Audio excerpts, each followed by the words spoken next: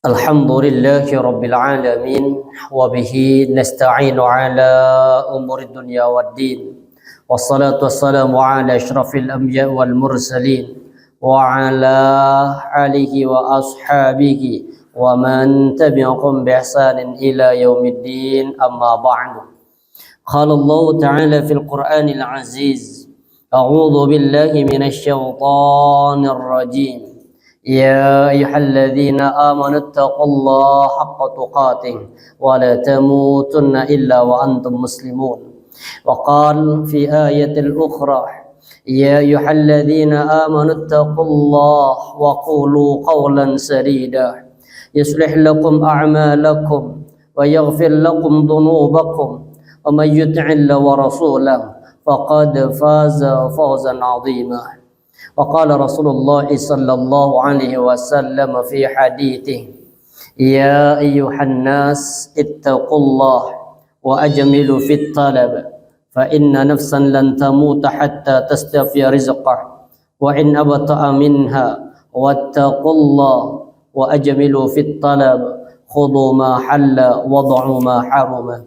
صدق الله العظيم وصدق Rasulul Karim wa nahnu ala dzalika minasyahidin.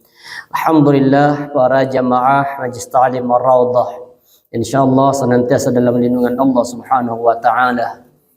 Alhamdulillah, tidak henti-hentinya kita senantiasa bersyukur kepada Allah atas semua bimbingan yang Allah bimbingkan kepada kita, sehingga pada pagi hari ini Allah masih berikan kita kesempatan untuk sama-sama bersimpuh bermuajahah dalam satu majlis ilmi. Semoga persaudaraan kita di dunia menjadi persaudaraan yang memberikan manfaat di dunia, di alam barzah, dan semoga nanti bermanfaat di dalam surga. Baik, para jamaah rahmati Allah, kita akan lanjutkan pembahasan masih seputar manfaat takwa. Kemarin sampai ke yang nomor 2. Kita ulangi sedikit. Yang pertama, manfaat takwa, orang yang bertakwa akan Allah berikan penjagaan. Apanya yang Allah jaga? Hartanya, keluarganya, keturunannya, Allah akan menjaganya. Sudah kita bahas banyak kisah tentang bagaimana penjagaan Allah kepada orang-orang yang bertakwa. Terutama Allah menjaga fisik orang bertakwa yang bernama Sa'ad bin Zubair. Sa'ad bin Zubair ini dijaga oleh Allah dari gangguan ketika lagi salat. Dia dijaga oleh Allah dari ganasnya harimau ataupun singa yang lapar. Ini kisahnya ketika Sa'ad bin Zubair itu ditangkap di kota Madinah karena hasutan seorang panglima perang namanya Hajjaj bin Yusuf. Jadi Hajjaj bin Yusuf itu politikus. Kok politikus ya? Apa enaknya? Memang politik itu apa? Ya politikus kan? Ya. Jadi politikus dia yang ini, yang apa namanya, licik pun. Jadi dia licik itu. Salah satu bentuk liciknya apa? Dia itu memang ketika di tangannya Islam itu luas penjabarannya, tapi caranya kadang yang menggunakan cara yang licik. Kemudian Hajjaj bin Yusuf berseberangan sedikit pendapat dengan Sa'ad bin Zubair. Sa'ad bin Zubair adalah anaknya Zubair bin Awwam. Kemudian melarikan diri karena Hajjaj bin Yusuf itu orang Yaman, sedangkan Sa'ad bin Zubair melarikan diri ke kota Madinah. Ditangkap di kota Madinah, dibawa pulang, berangkat kembali ke Yaman untuk diadili. Di tengah perjalanan harus waktunya istirahat. Kemudian Hajjaj bin Yusuf itu istirahat, menunggu di negerinya, sedangkan Sa'ad bin Zubair dan pengawalnya Hajjaj bin Yusuf itu istirahat. Pengawalnya istirahat di dalam gereja, sedangkan Hajjaj bin Yusuf itu tidak mau. Ini bagaimana penjagaannya. Juga banyak kan, jaringan kalau lihat di YouTube itu, ketika anak-anak Palestina lagi sholat kemudian disuruh gigit sama anjing. Dari kejauhan anjing itu menggonggong melarikan. Dekat ketika orang lagi sujud, subhanallah, anjing diem tidak mau menggigit. Kok tahu kalau lagi lagi sholat ya. Jadi kan nanti di YouTube itu, ya Allah penjagaannya itu nyata bagi siapa? Orang-orang yang bertakwa. Apa kata pendeta Wai Sa'ad bin Zubair? Ayo di dalam, istirahat di dalam, jangan di luar. Kenapa? Karena seringkali aku melihat singa harimau yang berkeliaran di malam hari. Tapi dia nggak mau, Bu, karena dalamnya itu apa? Gereja. Dia nggak mau masuk. Akhirnya sholat di luar, sholat lagi enak sholat, di tengah-tengah sholat kemudian datang harimau, kemudian sudah hampir menggigit. Doanya singkat tuh. Apa kepada Allah? Ya Allah, kalau memang hari ini saya adalah rizkinya untuk harimau ini ya Allah, maka saya siap ya Allah. Oh, gak lari, Bang. Yang kedua, doanya begini, tapi kalau hari ini harimau datang hanya untuk mengganggu antara aku denganmu, sholatku, maka matikan ya Allah. Artinya kalau memang dia datang hanya untuk mengganggu, maka lindungilah aku ya Allah. Subhanallah, berkat doa itu singa itu kemudian pergi. Semua orang di dalam melihat kejadian ini dan menunjukkan bahwa Sa'ad bin Zubair itu adalah orang yang bertakwa, hafidz Quran, yang belajar tafsir kepada para sahabat, tapi kemudian terkena fitnah dari Hajjaj bin Yusuf. Makanya orang bertakwa itu Allah lindungi fisiknya. Kemudian Allah lindungi apanya? Hartanya. Seperti di dalam surah Al-Kahfi. Anak yatim yang apa? Yang di bawah rumahnya itu ada kanzun lahuma. Kemudian Allah juga menjaga Juraij dari fitnah. Sama, orang bertakwa dijaga dari fitnah, tuduhan berzina dengan seorang pezina. Dan qadarullah, dengan cara itu Allah kemudian menunjukkan dengan cara yang unik. Apa? Bayi yang masih di pangkuan itu langsung bisa berbicara. Ini cara uniknya Allah untuk menjaga, memberikan keamanan kepada orang yang bertakwa. Kemudian yang kedua, nih apa manfaat bertakwa? Diselamatkan dari kesulitan dan diberi rizki. Kemarin sudah kita bahas ini, salah satunya dua orang suami istri yang bertakwa, yang kemudian Allah kirim apa? Adonan roti yang nggak pernah, padahal kosong. Kemudian suaminya keluar untuk mencari, istrinya mendoakan, qadarullah semua tempat adonan roti penuh dengan bahannya. Sampai kemudian ini keterangannya, kalau seandainya dibiarkan, jika suaminya membiarkannya, penggilingan tersebut akan berputar dan menggiling sampai hari kiamat. Ini uniknya. Jadi apa, penggilingan untuk membuat adonan roti itu giling sendiri. Tapi kemudian sama suami di stop. Kenapa? Karena sudah terlalu banyak yang digiling. Ternyata kata istri, seandainya itu dibiarkan maka akan menggiling sampai hari kiamat. Oh, subhanallah. Sama dengan zam-zam itu. Zam-zam itu kalau nggak dibilang zam, dia akan mengalir pun sampai ke seluruh penjuru. Makanya dibilang zam-zam. Artinya apa zam-zam? Berkumpul. Makanya kemudian kumpul, tetap di situ air itu. Kan memancarkan aslinya. Kemudian kata ibunya zam-zam. Zam itu dari satu kata zam. Ayo kumpul. Akhirnya mengumpul. Maka kemudian zam-zam itu hanya adanya di kota Mekah. Artinya zam-zam itu hanya di Mekah, kemudian bisa dibawa, dialirkan ke Madinah. Inilah kisah-kisah dari orang yang apa? Bertakwa. Kemudian yang ketiga, orang yang bertakwa itu amalnya diterima oleh Allah Subhanahu wa taala. Apa kata Allah di dalam surah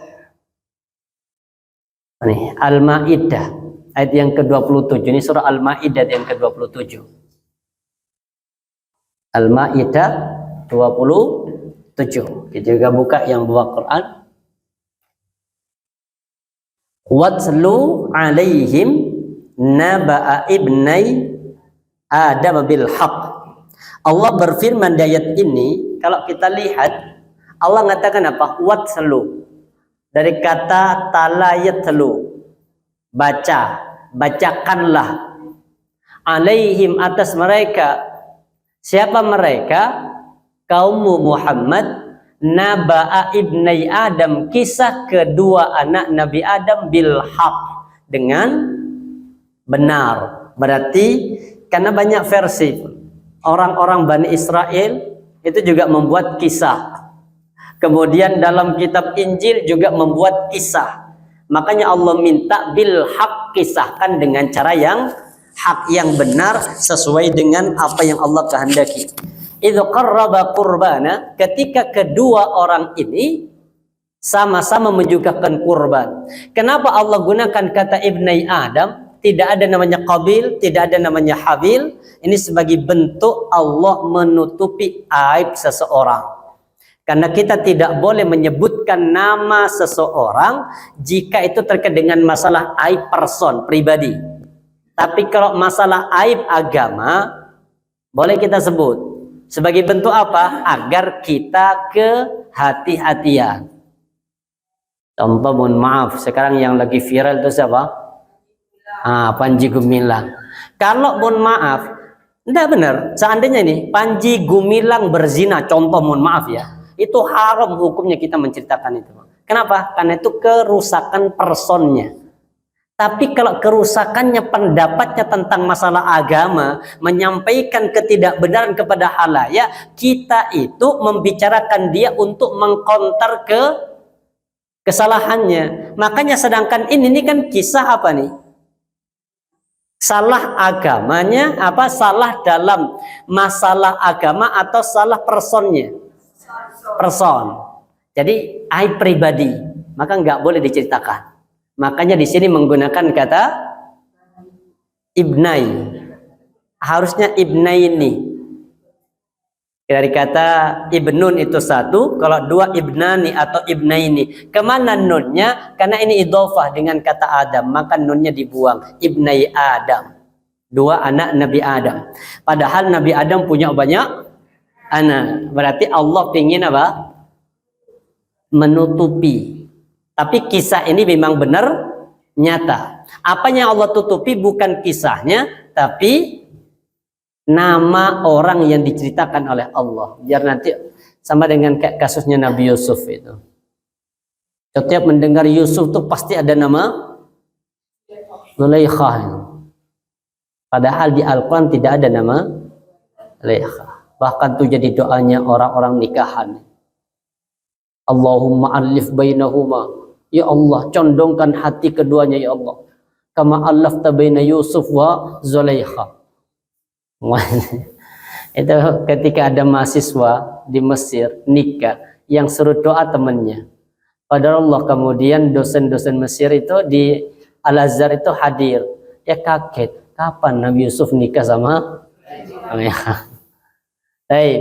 Kemudian idza qarraba qurbana fatuqbila min hadimah. Satu diterima oleh Allah, yang satunya tidak diterima.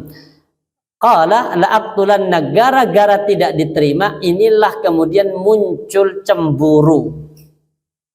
Jadi pembunuhan pertama itu bukan perkara rebutan perempuan, bukan. Walaupun selama ini yang dikisahkan pembunuhannya antara Qabil dengan Habil, membunuh Habil itu karena rebutan wanita, padahal bukan karena itunya, sebabnya iri. Kenapa iri? Karena sama-sama berkurban di tempat yang sama, di depan mata, yang satu diterima oleh Allah nyata.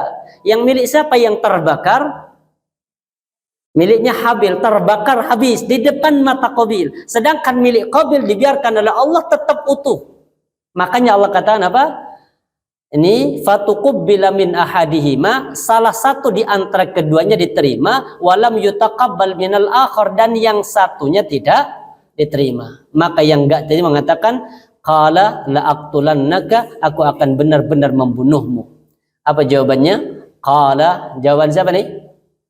Habil. Habil mengatakan innama yataqabbalullahu minal muttaqin, sesungguhnya amalan yang diterima oleh Allah hanyalah amalan orang-orang yang bertakwa. Kata takwa di sini dimaknai amalan yang diterima itu adalah amalan orang-orang yang ikhlas. Jadi kata takwa di sini apa? Murni, ikhlas, hanya mengharap ridho. Karena itulah konsep hidup kita. Ya Al-Quran Allah katakan apa itu? Ayat yang ke berapa? Ya, di surah Al-Insan ayat yang ke-8 mungkin.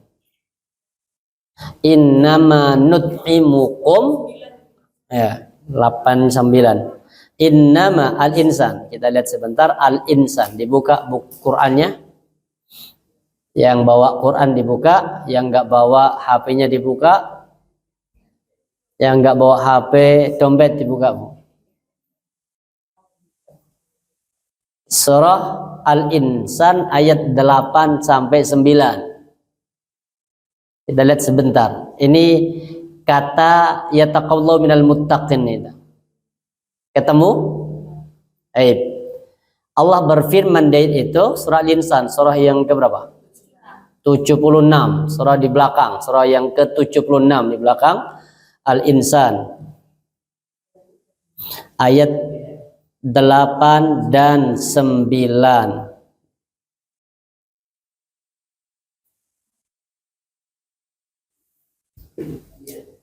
Sudah? Apa kata Allah? Wa yud'imuna at-ta'ama ala hubbihi miskinan wa yatiman wa asira.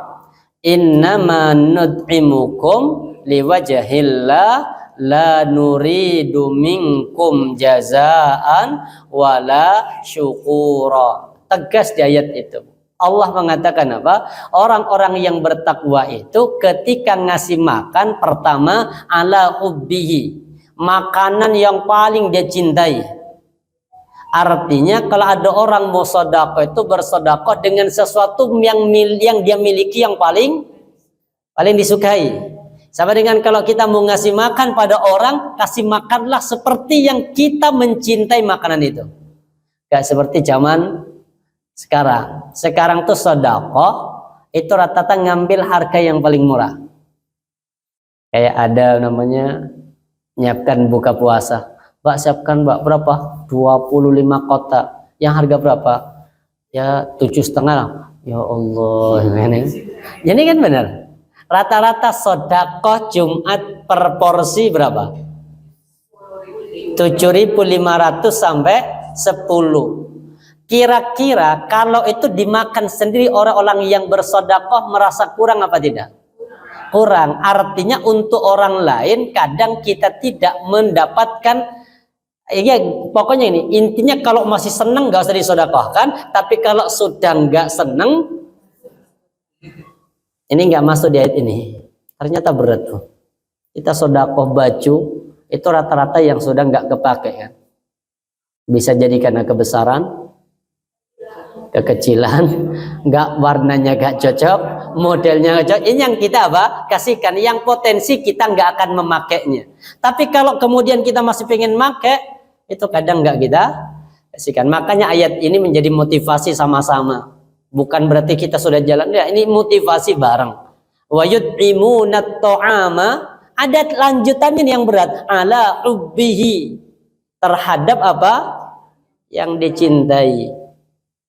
Apa harap makanan yang jenengan cintai? Itulah yang jenengan sedekahkan. Artinya kalau kita makan satu porsi mungkin yang 15.000, berarti yang kita sedekahkan juga yang seharga 15.000. Ini setara. Nanti ketika nyiapkan buka puasa untuk puasa Senin Kamis, nyiapkan puasa untuk Ramadan, atau mungkin Jumat berkah, maka ambilkan yang standar yang kita kalau makan pun kita tidak merasa apa? Kalau di Al-Quran di surah apa itu? Al-Baqarah itu masalah zakat apa? Tidak mengambil dengan apa? Memicingkan mata. Maksudnya kalau kita dikasih uang 2.000, jangan jaringan disodai uang 2.000, gimana ngambilnya? Iya. Jadi kan ini memicingkan mata. Makanya kalau kita sedekah uang 2.000 juga sama, kecuali kalau untuk yang minta-minta. Orang minta-minta itu 2.000 sudah banyak itu. Kenapa? Karena dihitung per menit. Makanya saya baca berita kemarin, orang ini apa namanya, pengemis terkaya itu ada di India. Namanya lengkap Ibu, punya apartemen banyak, punya kos-kosan, punya ini. Berapa uangnya? 15 miliar uangnya dia itu. Istrinya 2, anaknya 2. Tapi tetap kerjanya walaupun sudah nyewakan apartemen tetap minta-minta. Jadi pengemis terkaya itu orang India, 15 miliar hartanya. Alhamdulillah. Kemarin sama, mana itu? Orang pengemis ditangkap sama polisi bawa uang 18 juta baru kemarin ini. Di mana? Di Malang apa di ini? Pokoknya ketangkep lagi bawa uang 18 juta. Bukan berarti pengemis itu apa? Gak boleh. Rata-rata pengemis itu bukan karena miskinnya, tapi karena apa? Profesi. Dan kalau jenengan hitung itu 1 menit contoh 2.000, berarti dalam 1 jam 120 kan? Nah, kalau kerja 5 jam 600.000 ya. Per jam 600.000, artinya per hari 600.000. Itu kalau kerjanya 6 jam. Kalau nanti pindah dari sini ke sana, makanya di sini banyak kok. Di sini cuma model-modelnya ada beda. Pakai penutup biar gak kelihatan. Pakai apa namanya? Waduh, itu. Makanya kalau pemerintah itu menyarankan gak usah dikasih. Kalau kita jenengan tetap kasih husnudon, salah pun kaya pun tetap dapat pahala. Cuma gambarannya apa para jamaah rahmati Allah? Jadi kalau kita memberikan sesuatu, carilah yang sama dengan apa yang kita konsumsi. Kalau kita beli baju, kalau harga baju yang kita pakai itu mungkin 250, maka yang kita sedekahkan sama. Baru kemudian pada siapa? Ala miskinan, berikan kepada orang miskin. Siapa orang miskin itu? Orang miskin itu standar paling mudah jenengan cari orang miskin itu kalau menggunakan gas berwarna hijau, itu miskin. Gas yang warna hijau. Udah, ada tulisannya apa? Miskin. Ya sama berarti miskin berarti kan gitu. Bukan jualan gasnya Anda, itu kan gas tulisannya apa? Itu masa miskin. Berarti yang kaya harusnya pakai yang apa? Biru. Enggak ada. Ya yang gampang memang itu kan. Yang gampang apa? Hijau. Tapi kita rotok malu ada tulisannya dulu. Jadi jangan kalau beli nanti cari yang enggak ada tulisannya.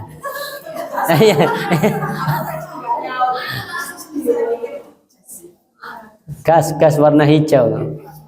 Ayo, suka pakai warna apa? Jadi kalau masih pakai warna hijau itu sama. Berarti apa? Miskin. Standar miskin itu kalau miskinnya itu apa? Kalau untuk yang berhak mendapatkan zakat itu dikategorikan miskin itu jika pendapatan bulanannya di bawah UMR, itu namanya miskin. Kan UMR itu kan upah minimum regional. Suaminya kerja, istrinya kerja, di total jadi 1. Ternyata gaji suami sama istri masih di bawah UMR, itu masuk kategori miskin. Kalau suami gajinya di bawah UMR, istri di bawah, digabungkan jadi 1, di atasnya UMR, sudah bukan lagi miskin. Kemudian yang kedua kepada siapa? Yatiman. Anak yatim itu siapa? Anak yatim itu adalah orang yang ditinggal mati bapaknya sebelum baligh. Bukan cerai, mati. Orang. Kalau mati terus menikah lagi itu yatim enggak? Sudah enggak, kan sudah ada yang nanggung. Makanya perintah nikah itu artinya kalau masna wa thulatha wa ruba itu di An-Nisa ayatnya ada perintah masalah yatimnya. Artinya kalau mau benar-benar mau poligami, cari yang memang ada tanggung jawab untuk menafkahi orang yatim. Jangan cari Khadijah. Artinya jangan cari yang kaya. Harusnya cari yang memang lemah. Makanya Rasulullah sampai memuji para suami yang mau poligami. Apa kata Rasulullah? As-sa'i 'alal armalah. Siapapun orang yang berusaha menafkahi armalah, janda. Ini hadis. Saya mau tampilkan gak enak. Enggak, bukan.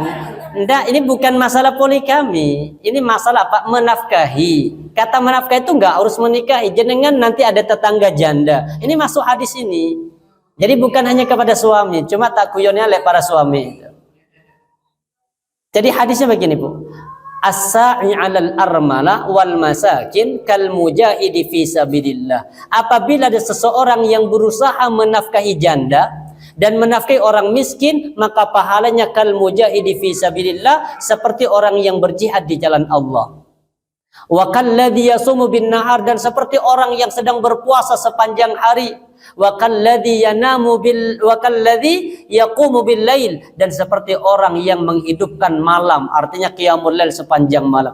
Keutamanya begitu. Artinya kalau jenengan memberikan nafkah mau sedekah, cari janda. Janda yang mana? Janda muda yang punya anak yatim. Kalau janda tua bukan enggak boleh. Janda tua itu kan berarti punya anak. Maka janda tua itu siapa yang punya kewajiban? Anaknya. Kalau ada janda muda yang belum menikah, mungkin ditinggal mati oleh suaminya, ada anak bayinya, jenengan bantu di situ, maka pahalanya seperti orang yang berjihad di jalan Allah. Makanya tak guyonin para suami, ayo. Oleh janda-janda sing. Tapi ingat ya, yang miskin al-malah itu artinya yang tidak bisa menafkahi dirinya.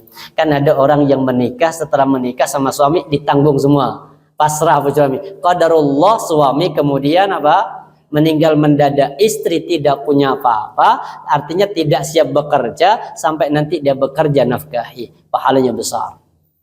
Kemudian apa kata Allah? Yang ayat yang ke-9 itu. Dilihat An-Nis ayat innama, ini yang paling penting. Kalau jenengan sedekah tadi, surah Al-Insan tadi apa? Innama nud'imukum liwajhillah. Sesungguhnya kami memberikan makan tadi kepada siapa? Kepada orang miskin, kepada anak yatim, kepada orang yang ditawan. Apa kata orang yang ngasih makan ini? Innama nut'imukum liwajhillah. Kami melakukan semua ini apa? Liwajhillah, hanya mengharap ridha Allah. La nuridu minkum jazaa, kami enggak butuh balasan dari kalian, wala syukura, dan kami juga tidak butuh ucapan makasih. Dari panitia yang pengajian sore itu, yang ngajimat, enggak usah makasih Mbak, aku enggak butuh itu. Artinya orang enggak mengucapkan makasih pun enggak akan ngaruh terhadap progres untuk tetap dilanjutkan. Karena ketika kita melakukan itu semuanya apa? Liwajhillah, hanya mencari ridha Allah, enggak butuh jaza, balasan. Sama dengan kalau jenengan ngasih oleh-oleh ke orang lain, enggak usah kemudian nanti, Mbak, jenengan nanti pulang jangan lupa ya. Berarti ini enggak masuk dari kata wajhillah. Liwajhillah itu sudah dikasih, alhamdulillah, enggak dikasih juga enggak ngaruh. Ketika kita sedekah atau membantu anaknya tetangga, wis tak sekolahkan, setelah sukses kemudian, ya Allah, makasih pun lu enggak usah. Justru itulah kita mengharap ridho Allah. Cuma ya orang kadang manusia wis ditulung, ya Allah, makasih lu enggak. Ini yang berat, padahal kita tujuannya benar. Itu tujuannya, Masya Allah. Jadi amalan diterima itu adalah amalan orang bertakwa. Apa tanda diterimanya amal? Kalau Hasan Al-Basri ini patokannya diterimanya satu ibadah. Kata Hasan Al-Basri, patokan satu ibadah diterima apa? Min thawabil hasanati al hasanatu ba'daha. Di sini konsep ibadah diterima. Apa itu? Di antara tanda ganjaran pahala satu kebaikan, maka Allah memudahkan baginya melakukan kebaikan yang sama setelahnya.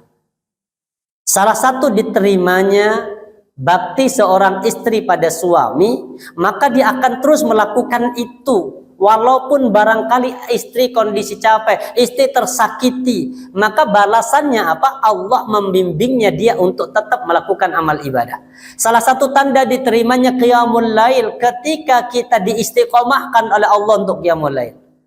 Salah satu tanda puasa kita diterima, dimudahkan oleh Allah untuk melakukan ibadah puasa yang sama. Dan salah satu tanda diterimanya amal ibadah yang lain, Allah mudahkan untuk melakukan itu semuanya. Inilah yang disebut orang bertakwa itu dimudahkan melakukan satu ibadah. Jadi dengan ta'lim, salah satu diterimanya orang yang ta'lim atau orang thalabul ilmi itu dimudahkan untuk istiqomah. Karena salah satu godaannya orang berilmu itu apa?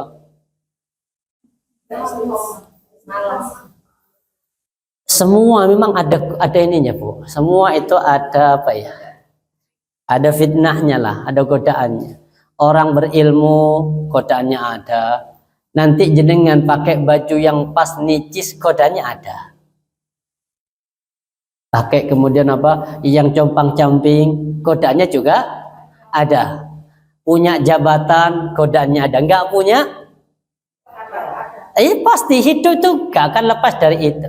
Makanya kemudian bagaimana menempatkan diri kita. Kalau orang berilmu, godaannya itu apa? Pertama, lupa. Jadi ternyata orang berilmu itu godaan terbesarnya itu apa? Lali. Lali itu apa? Artinya ilmu masuk, apal, nanti lupa lagi. Ta'lim lagi masuk, lupa lagi. Coba, ini ta'lim ar-raudhah ini sudah berapa tahun? Saya pertama kali ngisi di sini. 9 tahun. Itu kalau nggak ada yang lali, ini sudah ustadzah semua pun. Artinya hadis ini sudah jadi apa? Iya, artinya benar-benar. Makanya kemudian di kitab dikatakan apa? Afatul ilmi al-nisyan. Godaannya orang berilmu itu apa? Lupa. Makanya kalau nggak ada yang lupa dari semua ilmu, ini beres jenengan sudah jadi ustadzah semua sudah. Cuma karena manusiawi itu lupa. Benar, nanti ketika jenengan ahli ibadah pun sama. Ahli ibadah itu godaannya apa? Nggak istiqomah. Karena sudah merasa, tahajud wismaul. Coba perhatikan orang kalau Ramadan kan wah, manjak semua kan. Setelah itu selesai Ramadan, turun lemah lagi. Jadi ini artinya Pak, semua ini semuanya pasti ada godaan. Perempuan pun yang sudah pakai baju dengan baju necisnya karena mau ke manten, itu sudah beda, perlakuannya beda, cara jalannya beda, memandang orang lain juga sudah berbeda. Makanya kemudian kalau jenengan mau undangan apa, nggak usah tanya dress code, jalan yang penting menutup aurat berangkat. Benar. Kenapa? Karena kalau sudah nicis itu godaannya mesti ono. Maksudnya dress code itu biar nggak hilang. Justru dress code itu tambah hilang. Kenapa? Kodok pinang di bujuku, dipegang dari belakang. Ayo mah pulang, nulis lu sopo kan? Nah repot ya. Makanya kemarin saya kajian kajian di Muhajirin di Santa. Jamaahnya kan ibu-ibu semua. Saya gak paham kalau itu kajiannya RW. Jadi sesuai dengan ininya jilbab, Bu. Jilbabnya beda-beda jilbabnya. Tak kuyang. Itu beda-beda jilbabnya. Emang anunya seragamnya. Bukan Ustadz, ini jilbabnya RT. Jadi yang RT yang kuning RT 1. Oh, kok berarti di surga juga ngini ya. Gemes gitu apa enggak Ustaz biar ngitungnya itu gampang sing teko RT ki pirong gitu dah. Ternyata subhanallah kalau di kan enggak ya padha seragam. Kalau kemarin saya baru kemarin tahu tak pikir apa pengurusnya ini kok masuk pengurusnya sampai banyak itu beda-beda. Ternyata per RT.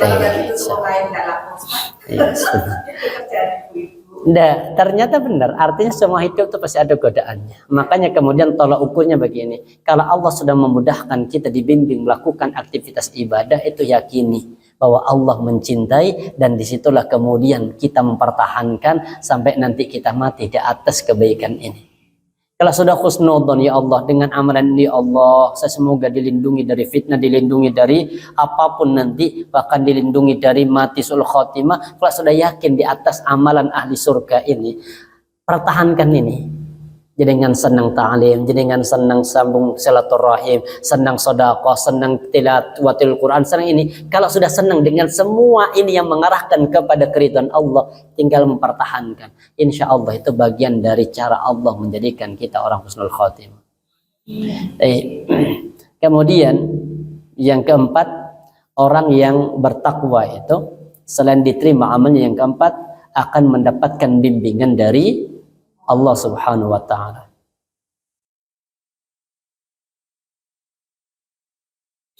Ini juga sama kisah tentang apa?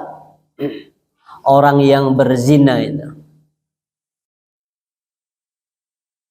Ini ada kisah. Haddatsana Musaddad, haddatsana Abu Awanah an Samaq an Jabir bin Samurah qala ra'aitu Ma'iz bin Malik hina jaa bihi ila Nabi sallallahu alaihi wasallam. Ada seorang sahabat namanya Ma'iz bin Malik.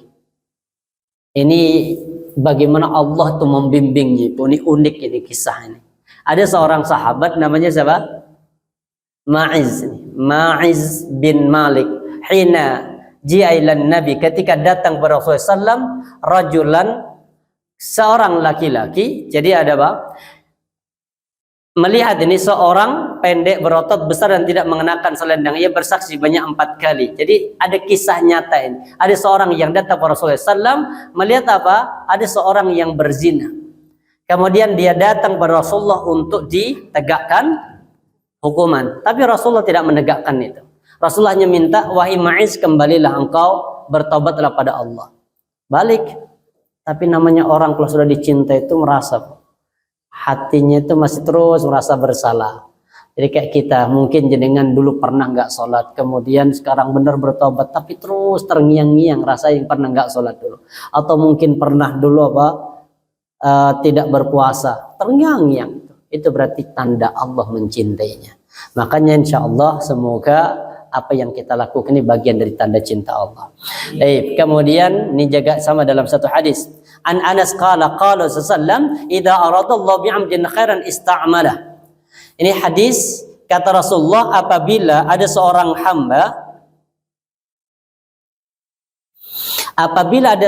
hamba yang Allah menghendaki hamba ini menjadi baik. Jadi kalau ada hamba yang pingin Allah jadikan baik, apa? Ista'malah. Dia apa? Dikasih kesibukan. Faqila kaifa yasta'miluhu ya Rasulullah? Bagaimana cara Allah membuat seorang hamba itu menjadi sibuk ya Rasul? Kata Nabi ini, yuwaffiqu.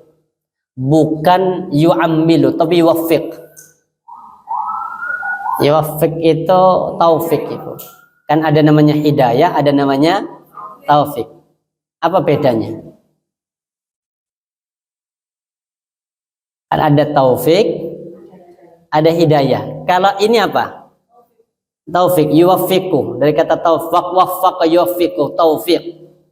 Waffaqa yuwaffiqu taufiqan. Fa'ala yufa'ilu taf'ilan, taufik. Kan pernah dengar kata hidayah, pernah dengar kata taufik. Apa sih bedanya hidayah taufik itu? Ada namanya hidayah. Jadi kita bahas dulu beda hidayah dan taufik. Kalau hidayah itu apa yang jenengan paham? Petunjuk. Kalau taufik dalam kurungnya lebih dalam apa? petunjuk untuk melakukan sesuatu. Gini, kalau taufik itu hidayah, petunjuk lah. Gampangnya petunjuk. Kalau taufik itu bimbingan. Di perbedaannya begini. Kalau hidayah itu semua orang dikasih hidayah. sama Allah. Bisa lewat mata, bisa lewat telinga. Kadang mata melihat kejadian kebesaran Allah. Itu namanya bagian dari apa? Hidayah. Kemudian telinga kadang mendengar kalamullah, mendengar terjemah, mendengar adzan. Bahkan banyak kasus kan, ada anak kecil kemarin. Anaknya Nasrani, anak kecil. Kemudian dipegangin HP. Ketika diputar ini adzan, diem. Tapi ketika adanya dimatikan, nangis sejadi-jadinya. Padahal dia anak Nasrani. Kemudian ini namanya apa? Hidayah. Artinya Allah sudah kasih hidayah. Sekarang tinggal mau diambil apa tidak hidayahnya. Gambaran ringkannya begini. Kalau saya tanya ke jenengan, Baen rumahnya Bu Elok mana? Contoh. Oh jenengan lurus nanti perempatan belok kiri kanan contoh. Saya itu kan dikasih petunjuk, saya cuma masih jauh, nanti lurus, nanti mentok perempatan pertama belok kanan. Ini namanya apa? Hidayah. Bisa saya benarkan atau saya lihat, saya nggak yakin DBN. Atau mungkin apa? Saya nggak lihat, kayaknya nggak meyakinkan. Bisa jadi saya nggak ngambil. Itu namanya hidayah. Tapi kalau taufik, langsung, Faen, tahu rumahnya Pak Elo? Oh Ustaz, saya bimbing. Jadi beda. Kalau hidayah itu dikasih petunjuk tapi belum tentu diambil. Kalau taufik itu dibimbing. Sama dengan ini. Kalau orang ada yang ingin dicinta oleh Allah Subhanahu wa taala, maka Allah membimbingnya. Bukan memberikan hidayah, tapi membimbingnya untuk istiqomah melakukan amal saleh sampai nanti kematian menghampirinya.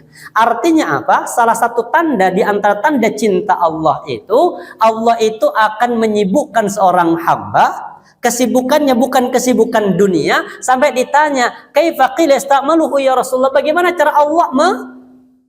Bagaimana cara engkau ya Allah untuk menjadikan dia menjadi baik? Menyibukkan dengan apa? Yuwaffiquhu, bukan yahdi, tapi yuwaffiquhu, dibimbingnya untuk melakukan amal saleh.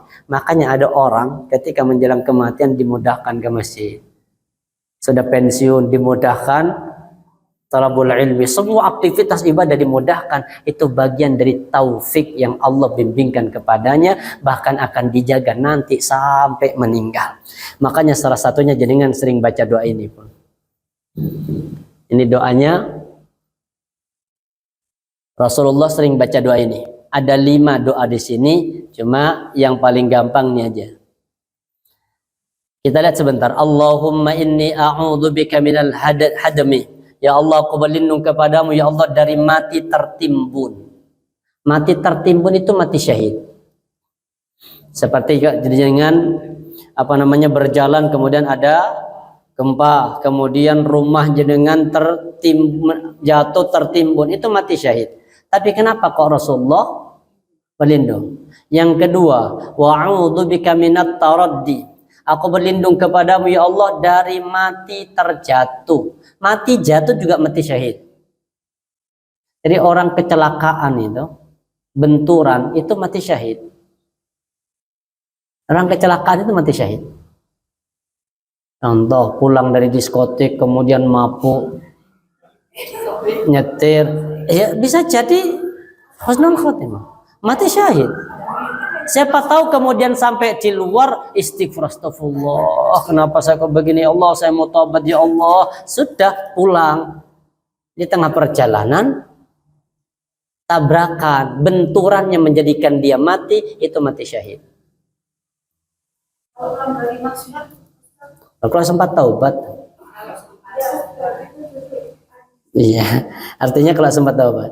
Kemudian apa lagi yang mati syahid? Wa'udzubika minal gharaq. Aku mohon perlindungan kepadamu ya Allah dari mati tenggelam. Mati tenggelam mati syahid. Wal haraq. Aku minta perlindungan kepadamu ya Allah dari mati terbakar. Mati terbakar mati syahid. Dan yang terakhir, wal haram. Aku berlindung kepadamu ya Allah dari mati pikun. Mati pikun itu juga mati baik. Kenapa? Karena orang pikun itu nggak punya dosa sejak pikun. Sebelumnya jadi itu. Artinya orang gila itu bisa jadi masuk surga pertama pun. Iya. Orang gila itu bisa jadi surganya persiji. Kenapa? Kalau gila sejak kecil itu kan rufi al-qalam, nggak dicatat itu. Melakukan keburukan, kemaksiatan nggak dicatat, melakukan kebaikan juga nggak dicatat. Artinya nggak punya dosa, nggak punya pahala. Tapi karena kalau sebelum balik dia sudah gila, berarti kan dia termasuk orang yang apa? Nggak kena apa-apa. Berarti kan orangnya ini orang muslim, masuk surga. Seperti anak kecil yang mati sebelum balik masuk surga.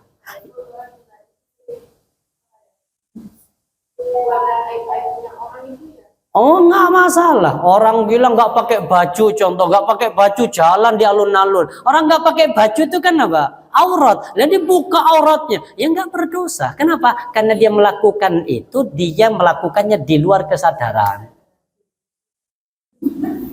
Di luar kesadaran. Tapi kalau orang gila itu biasanya kan dewasa itu. Kalau dewasa gilanya sejak sebelum gila itu kan sudah balik. Maka dari balik sampai dia gila itu punya dosa, punya pahala. Ini nanti yang dihisap. Makanya kalau sekarang mau minta gila sudah telat. Dosa sudah, artinya minta berlindung sudah. Bisa Pak? Sudah apa ya?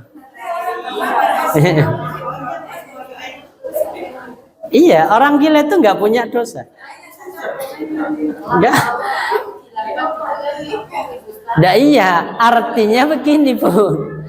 Makanya karena kita wis terlambat gila, artinya wis telat sudah nggak mungkin. Kalau minta gila nanti tetap ada hisab, maka Nabi berlindung apa? Wal haram. Haram itu artinya nanti begini juga Pun. Minta perlindungan kepada Allah agar kita tidak mati sampai nanti apa namanya? Jangan sampai pikun kemudian kita dimatikan, jangan. Berlindung kepada Allah. Salah satunya yang sering kita baca di waktunya Covid itu. Allahumma inni a'udzubika minal apa ya waktu Covid yang dibaca? Ya. Waktu Covid kemarin jadi kan sering baca apa?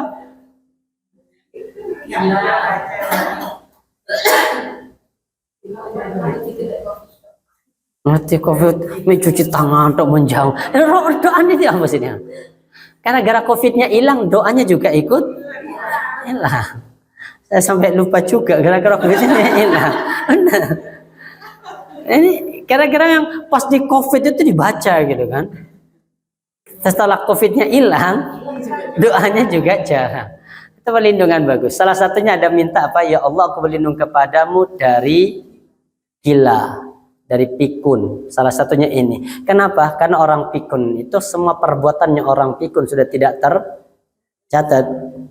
Jadi kan kalau punya orang tua kadang sampai pikun itu, justru itu akan memberatkan bagi ahli waris atau yang menjaga.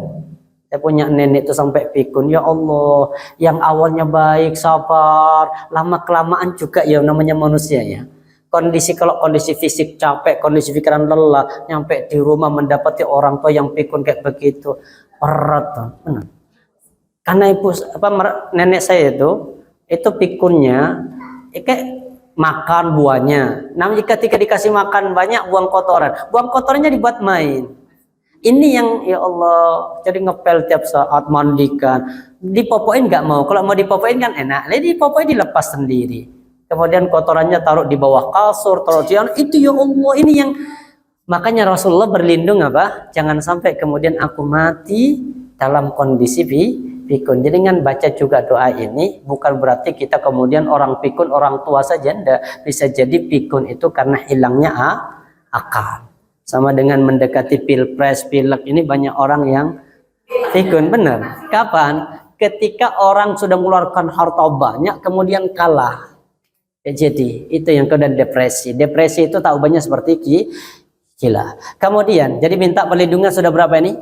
5. Allahumma inni a'udzubika minal hadmi. Kemudian yang kedua, wa'udzubika minat taraddi, wa'udzubika minal gharaq wal haraq wal haram. Ini yang paling penting. Wa'udzubika ayyatakhabbatana syaitanu 'indal mauti. Ini yang jaringan hafalkan. wa a'udzubika, dan aku berlindung kepadamu ya Allah, ayyatakhabbatana syaitan indal maut, dari disesatkan syaitan menjelang kematian. Ini yang jenengan hafalkan. Nggak usah pakai bahasa Arab, kalau nggak bisa pakai barisan nggak masalah. Rasulullah berlindung kepada Allah dari ini. Itu kenapa? Karena orang menjelang kematian itu walaupun sudah dibimbing melakukan amal soleh, itu menjelang kematian itu masih pengen disesatkan sama syaitan. Bentuk sesatannya tuh macam-macam. Ada yang berbentuk orang tua. Jadi nanti kadang orang kalau mau meninggal, di samping kanannya ada seorang bapak kita dengan wajah yang paling ganteng, kemudian membimbingnya seolah-olah bapak ini ahli surga, maka dibimbing untuk keluar dari agama Islam. Kadang sebelah kiri nanti berbentuk orang tua kita berupa ibunya dengan penampilan yang sangat indah, padahal ini bukan kedua orang tua kita, mohon maaf, ini adalah syaitan yang berwujud menyerupai seperti kedua orang tua kita. Untuk apa? Menyesatkan seseorang ketika kematian. Ada yang datang berupa syaitan seperti menggoda Imam Ahmad. Imam Ahmad ketika digoda apa? Ya Ahmad, futtani, kata syaitan, berdiri di samping kanannya Imam Ahmad sambil berkata, futtani, aku kehilanganmu. Artinya apa? Aku tidak bisa menyesatkanmu. Itu kata syaitan. Tapi Imam Ahmad faham, ini triknya syaitan. Triknya syaitan itu apa? Biar Imam Ahmad kemudian muncul. Ya wajar, aku kan orang soleh. Jadi seolah-olah biar sombong, maka kemudian syaitan mengatakan, aku berlepas diri, aku kehilanganmu, aku nggak bisa menyesatkanmu. Tapi justru Imam Ahmad mengatakan apa? La bu'dun, tidak, masih jauh. Karena nyawa masih nempel di tubuhnya Imam Ahmad, dia mengatakan la bu'dun. Artinya jangan kemudian, ya wajar lah kan, aku kan ini yang kemudian menjadikan apa kata Nabi, la yadkhulul jannata man kana fi qalbi mithqala dzarratin min kibar. Enggak akan masuk surga kata Rasulullah. Siapa itu? Orang yang di dalam hatinya ada sedikit kesombongan. Maka ini jadi hafalkan, wa'udzu bika ayyatakhabbatuna syaitan indal maut. Kita baca, wa'udzu bika ayyatakhabbatani syaitanu indal maut. Kalau diartikan ke bahasa Indonesia, ya Allah, aku berlindung kepadamu ya Allah dari disesatkan syaitan menjelang kematian. Kemudian yang terakhir di antara amalan-amalan atau keutamaan orang yang bertakwa diselamatkan dari neraka. Ini banyak ayatnya. Wa im minkum illa wariduha kana ala rabbika hatmam maqdiya. Thumma nunajjil ladzina taqaw wa nadharu adh-dhalimina fiha jithiya.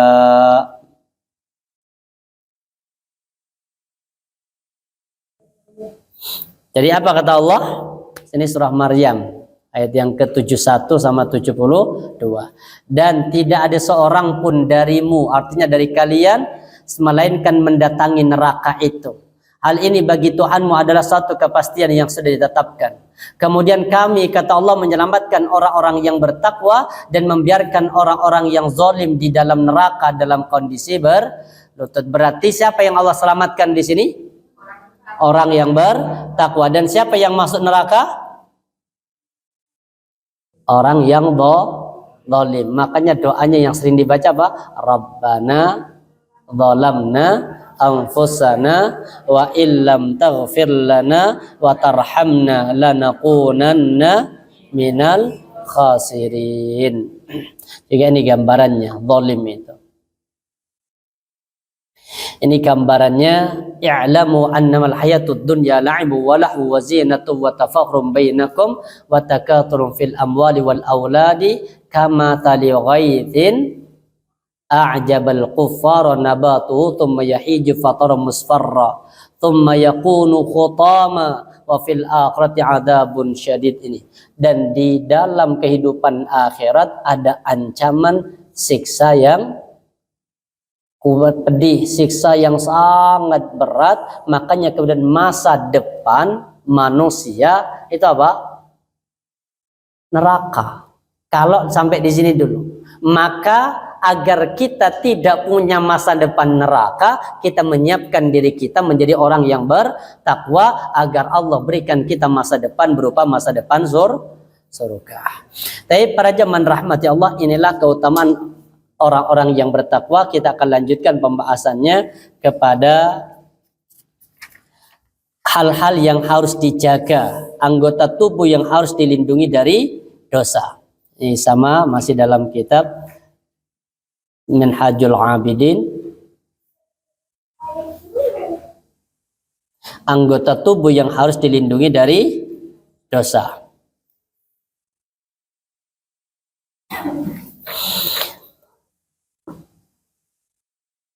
Anggota tubuh yang harus dilindungi dari dosa. Kenapa? Ini gambarannya. Kalau kata Imam Ibnul Qayyim, kalau kata Imam pengarang kitab ini, Imam Al-Ghazali, beliau mengatakan, siapa yang ingin bertakwa kepada Allah, maka hendaklah ia memperhatikan 5 anggota tubuhnya. Jadi kata beliau, kalau ada orang ingin bertakwa, yang pertama kali dijaga 5 ini. 5 anggota tubuh. Kenapa? Sebab kelimanya merupakan media bagi perbuatan baik dan juga menjadi media perbuatan buruk. ke-5 anggota itu yang harus dijaga agar mencapai orang yang bertakwa, maka kata beliau jagalah 5 anggota tubuh. 1 apa? Mata. 2 telinga. 3 lidah. 4 hati. Dan 5 perut. Ini 5 anggota badan yang harus kita jaga. Kita harus berusaha keras untuk melindungi ke-5 anggota tubuh ini dari semua hal yang bisa mendatangkan bahaya. Bahayanya bukan pada tubuh, tapi pada apa? Agama.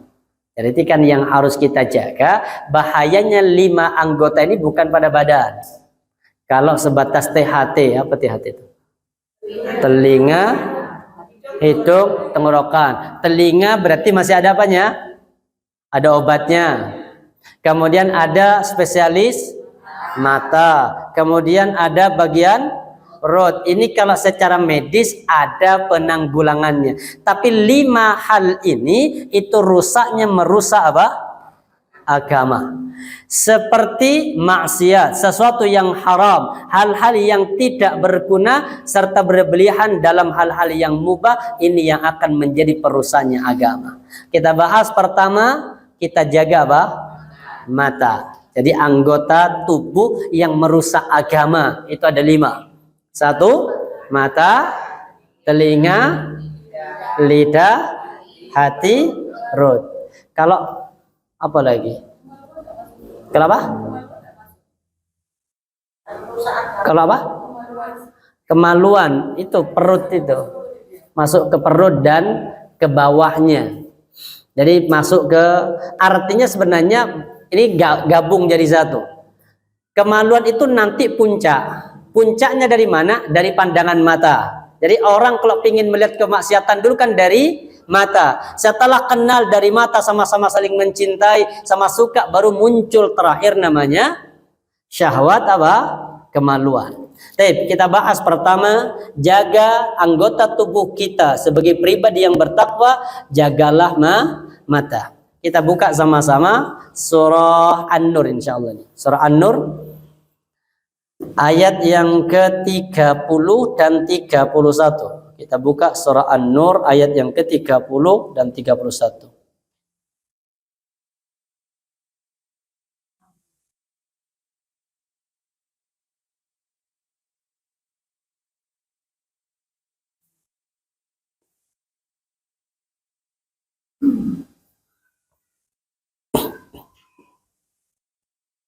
Sudah? Taib surah An-Nur surah yang ke-24 ayat yang ke-30 dan 31. Ini hampir sama ayatnya, yang 1 untuk laki-laki, yang 31 untuk perempuan. Kita lihat sebentar. Qul lil mu'minin, katakanlah kepada orang-orang mukmin. Di sini mukminin siapa? Laki-laki. Ini khusus. Katakanlah kepada laki-laki yang beriman. Apa? Yaghuddu min absarihim, maka hendaklah mereka menahan pandangan mata mereka. Wa yahfadhu furujahum, dan hendaklah mereka menjaga kemaluannya. Dzalika azka lahum, yang demikian itu lebih suci bagi mereka. Innallaha khabirum bima yasnaun, sesungguhnya Allah Maha mengetahui terhadap apa yang mereka perbuat. Dari ayat yang pendek ini, kalau kata Imam Al-Ghazali, dari ayat yang pendek ini mengandung 3 makna yang mulia. Dari ayat ini ada 3 pengajaran yang mulia. Pertama, pengajaran etika. Yang kedua, peringatan. Dan yang ketiga, ancaman. Apa maksud dari pengajaran etika di sini? Qul, katakanlah lil mu'minin, bagi orang-orang mukmin. Apa etikanya? Yaghuddu min absarihim. Etika bagi seorang muslim laki-laki, kalau berjalan dia harus menundukkan pandangan. Menundukkan pandangan ini nanti banyak makna. Bisa jadi pertama menjaga pandangan mata dari dosa. Yang kedua menundukkan pandangan bermakna tawadhu. Jadi pertama jaga pandangan. Dari apa? Perkara-perkara yang diharamkan oleh Allah Subhanahu wa taala. Makanya dulu Rasulullah itu kalau ada sahabat yang mau duduk di pinggir jalan, itu sama Rasulullah dikasih nasihat apa? Yang duduk di pinggir jalan, maka penuhilah hak-hak pengguna jalan. Apa hak pengguna jalan?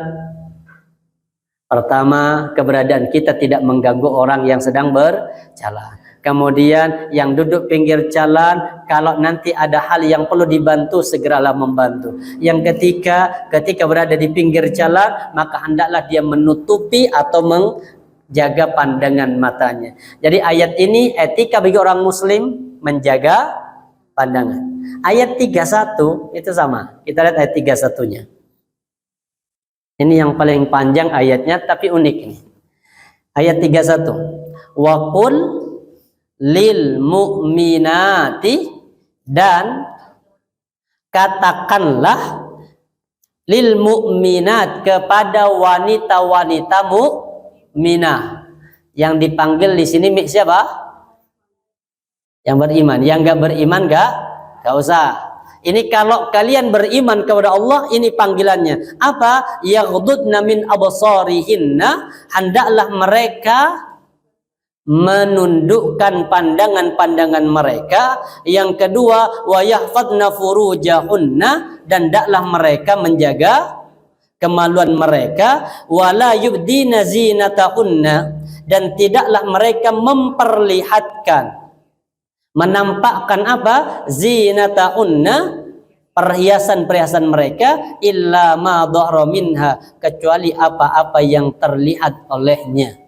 Ada 3 nih. Pertama apa? Pandangan. Yang kedua, menjaga kemaluan. Yang ketiga, menampakkan perhiasan. Apa perhiasan yang boleh tampak? Perhiasan wajah sama tapak tangan. Berarti yang perhiasan yang boleh tampak apa? Cincin boleh tampak. Anting boleh.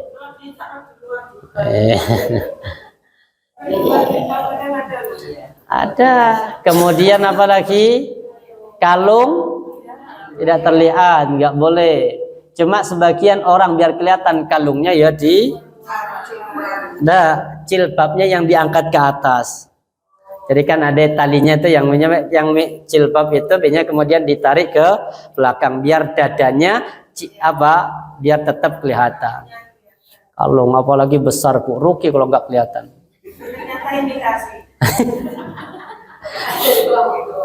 Nah kok isorono gitu. Padahal ya Pak, yang boleh terlihat, nggak boleh terlihat sesuatu maka kecuali yang boleh terlihat. Apa yang boleh terlihat? Iya bagian ini aja. Kemudian wajah, silahkan sesuatu yang boleh terlihat itu masih diizinkan. Karena orang sholat itu tapak tangan sama wajah harus terlihat, nggak boleh tertutup. Kemudian orang ketika tawaf pun sama, orang tawaf nggak boleh pakai Cadar harus terbuka. Itu yang diizinkan kalau kita membuka wajah. Artinya membuka bagian wajah. Tapi hati-hati, yang pakai jilbab di bagian bawah ini bagi perempuan ini bukan wajah, tapi ini aurat. Terutama kalau nanti jaringan sholat di bawah ini kalau dari awal terbuka itu nggak sah sholat jenengan. Tapi kalau kemudian mungkin mau kenanya kegedean, ketika sami Allah ketarik contoh. Kalau ini karena tidak ada unsur kesengajaan nggak masalah. Ini daku nih, apa? Bukan daku, bawahnya daku ini apa namanya? Ini. Cokol lah di atas. Ini di sininya, di sini. Makanya batasannya itu standarnya ini dua jari dari ujung ke sini. Ini ke belakang. Kalau memang dari awal unsur kesengajaan ini aurat, artinya kalau kita berbicara kemudian terbuka, ininya terbuka. Tapi kalau kita kan berbicara begini tidak terlihat. Makanya kalau jenengan sholat itu, terutama sholat karena syarat sahnya sholat menutup aurat, ininya jenengan majukan. Sini. Ini bagian aurat ini. Ya, bagian aurat itu perbatasan pertemuan dagu dan leher. Ya, ininya bawahnya. Ini berarti kalau ini kan enggak tahu kan? Kalau sini enggak. Ini yang kalau laki itu yang jenggot ini enggak. Tapi di belakangnya jenggot ini apa? Ini yang bagian dari aurat. Kemudian juga aurat apa? Ketika jenengan lagi sholat sama. Ini kalau bisa jenengan cari yang panjang, yang tidak, yang kemudian kalau bisa yang kecil. Jangan ketika takbir itu biar enggak larat. Tapi yang bisa dibuka. Jadi ini bisa dibuka. Kenapa? Karena ketika wudhu ini harus dilipat biar air sampai ke bagian siku. Ini bagian dari kewajiban. Jadi kata Allah, wahai perempuan, hendaklah jaga pandangan kalian, jaga kehormatan kemaluan kalian, jagalah perhiasan kalian, tidak boleh ditampakkan kecuali apa-apa yang tampak. Wal yudribna bi khumurina ala juyubihinna, dan hendaklah mereka menutupkan kerudungnya ke mana? Dada mereka. Ayat ini perintahnya semuanya masalah perempuan, tapi ditutup oleh Allah tentang masalah laki-laki. Lihat ayatnya. Wa tubu ilallahi jami'an ayyuhal mu'minun. Dan bertobatlah kalian semuanya wahai laki-laki yang beriman. Padahal perintahnya tadi, ini ayatnya masalah apa? Perempuan. Kenapa kok yang disuruh taubat laki-laki? Nah, karena ini perempuan itu kalau terbuka, auratnya terbuka, maka yang kena dampak itu siapa? Laki-laki. Artinya begini juga, jenengan itu jangan senang bikin status foto di media sosial. Kenapa? Karena itu yang melihat bukan hanya perempuan, tapi juga laki-laki. Kalau jenengan mau makan mie, kemudian selfie, wajahnya nggak usah diperlihatkan. Mie-nya aja, alhamdulillah, hari ini bisa ke mie teler. Hah? Enggak, artinya kalau memang orang tuh nggak bisa menahan. Kan ada orang yang perempuan itu, kalau laki biasanya, kalau ada acara, kayak yang difoto itu depannya, kayak naik mobil. Jembatan Suramaya Duklek OTW. Nah, kalau perempuan kan begini. Dikrek. Iya, jadi perbedaannya di situ. Kalau perempuan itu biasanya wajahnya harus kelihatan. Kalau laki lokasi. Lagi di Jatim Park. Selesai. Tapi kalau perempuan pas lagi naik ini, iya, ini makanya kemudian ini kalau bisa foto-foto jenengan yang berpotensi mendatangkan maksiat bagi hati-hati yang tidak sehat, maka iya lebih baik ini, lebih baik apa? Kata Allah, watubu ayyuhal mu'minun, bertaubatlah kalian wahai para laki-laki mukmin. Artinya apa? Dosanya perempuan itu yang paling terkena dampak itu siapa? Laki-laki. Laki-laki secara hukum nggak masalah. Kenapa? Karena tidak aurat. Hanya nanti urusan hati. Hatinya itu apa? tujuannya apa itu loh. Makanya kalau nggak ada manfaat lebih baik jangan. Sebagian ulama lebih dahsyat lagi. Apa? Ulama-ulama salaf itu mengharamkan foto, mengharamkan media. Saya punya paman itu di Salafi banget ini di Mondoroko itu. Kalau pengajian itu yang diperlihatkan ininya aja, yang ngomong nggak boleh. Dia nggak mau difoto, nggak mau di apa namanya YouTube, nggak mau. Kenapa? Haram versi beliau. Tapi sesama salafi aja berbeda. Kalau salafinya seperti Ustadz Khalid, Ustadz ini nggak masalah selama tidak unsur menggambar. Yang nggak boleh itu kalau sengaja menggambar menggunakan media tangan, melukis wajah seseorang yang mirip dengan orang yang dilukis, inilah bagian dari menggambar dan itu haramnya besar. Sampai Nabi mengatakan apa? Asyaddun nasi adzaban yaumal qiyamah al-musawwirun. Di antara dosa-dosa paling besar dan di antara siksa yang paling berat pada hari kiamat al-musawwirun, yang senang gambar. Makanya anak jenengan kalau senang gambar, suruh gambar jangan makhluk hidup. Gambar meja, gambar pohon, gambar pemandangan, itulah. Kalau kartun yang tidak berwujud manusia, nggak masalah. Manusia itu definisikan manusia itu wajah. Jadi kalau jenengan menggambar orang, dari bawah sudah manusia. Ketika sampai di bagian wajah, ratakan. Nggak usah pakai ada hidung, nggak ada mata, kan? Selesai. Karena kategori ciptaan manusia yang menyerupai ciptaan Allah itu di wajah.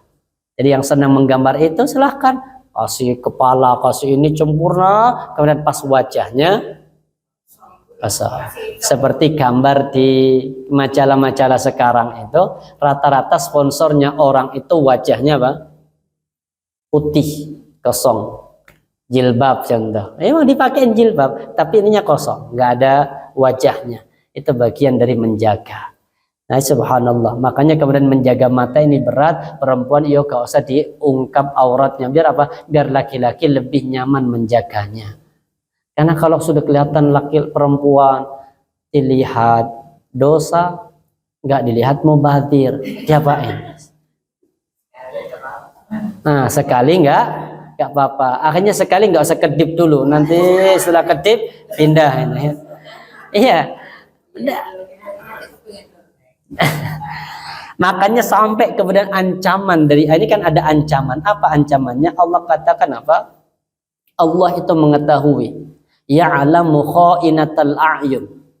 Surah apa itu?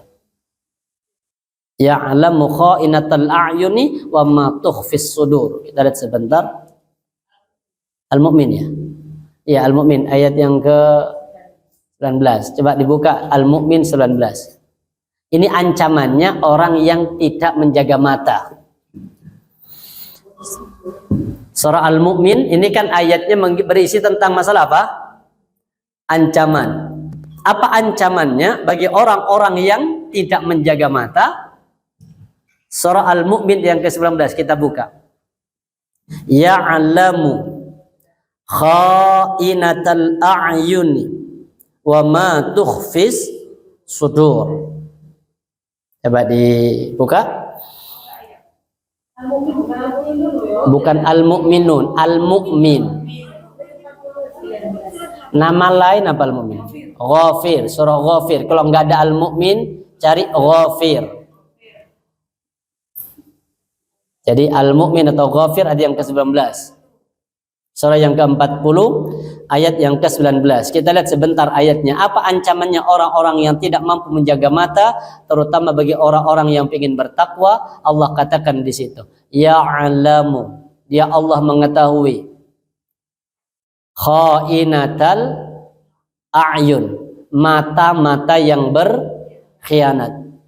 Kalau Ibnu Abbas menafsirkan kata-kata mata yang berkhianat itu ketika laki-laki melihat lawan jenis, dia melihat sesuatu yang tidak boleh dilihat.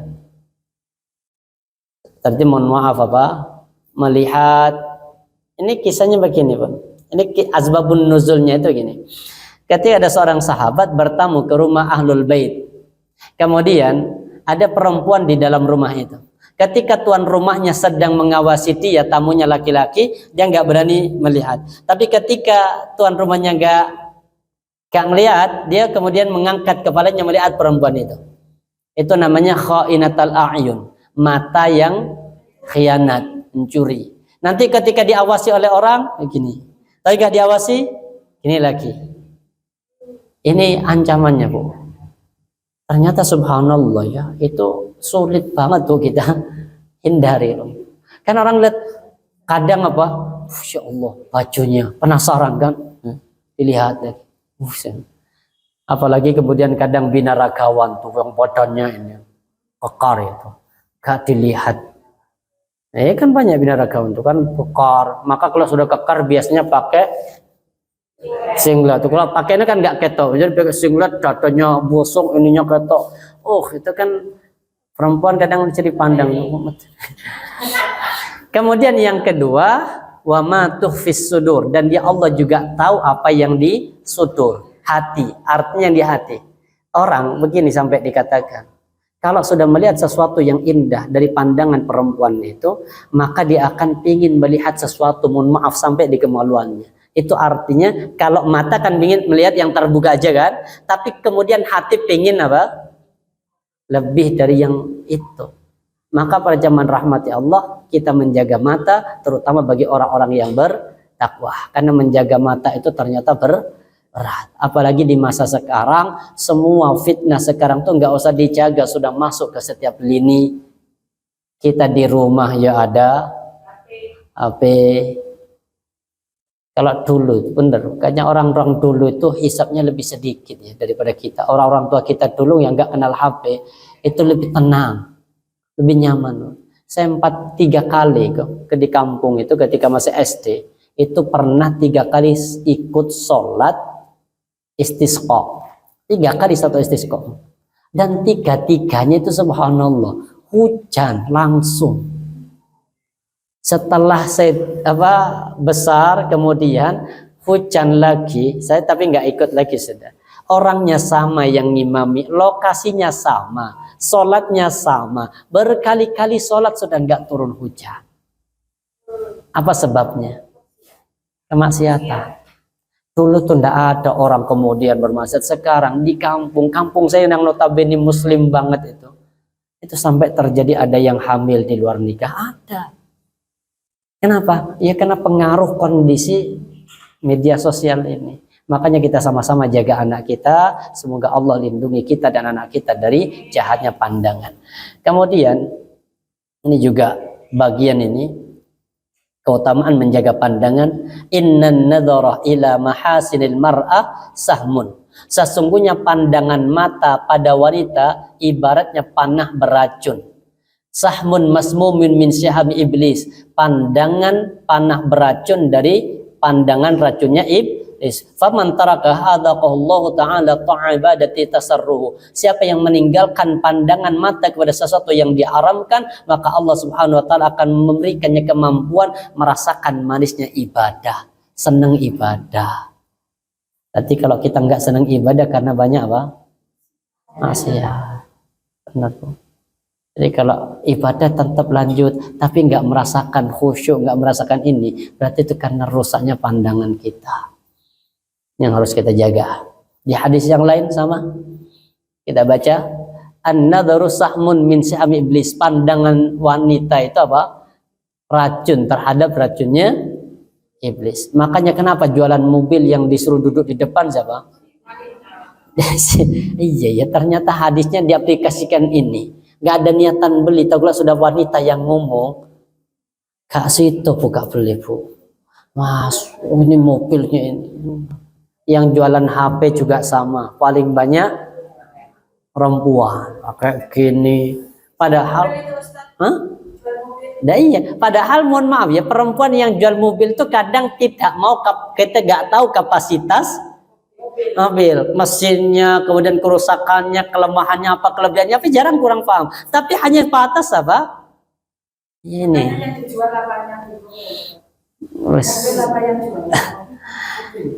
Mobilnya cuma yang jaga itu loh harus perempuan. Ya Allah.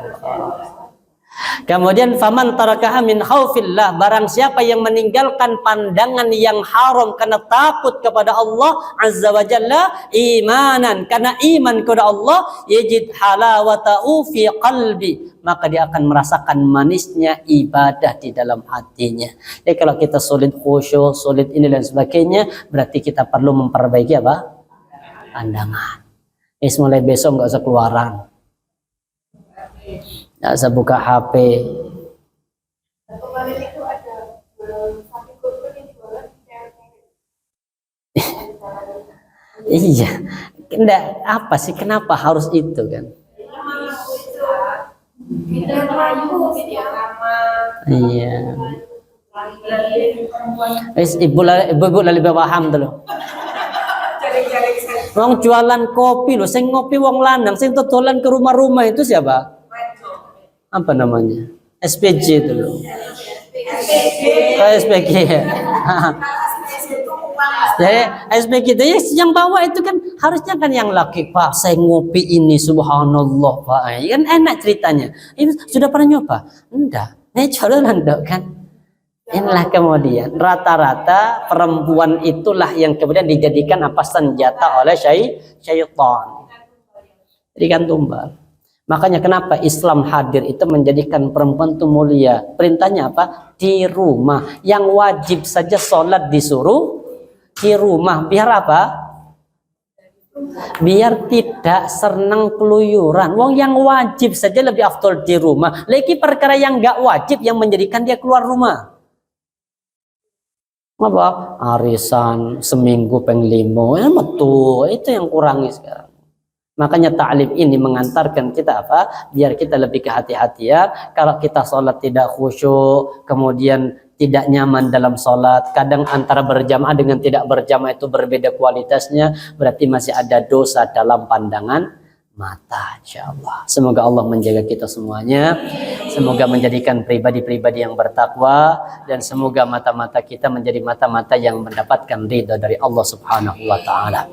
Amin ya rabbal alamin. Subhanakallah bihamdika asyhadu an la ilaha illa anta astaghfiruka wa atubu ilaik. Assalamualaikum warahmatullahi wabarakatuh.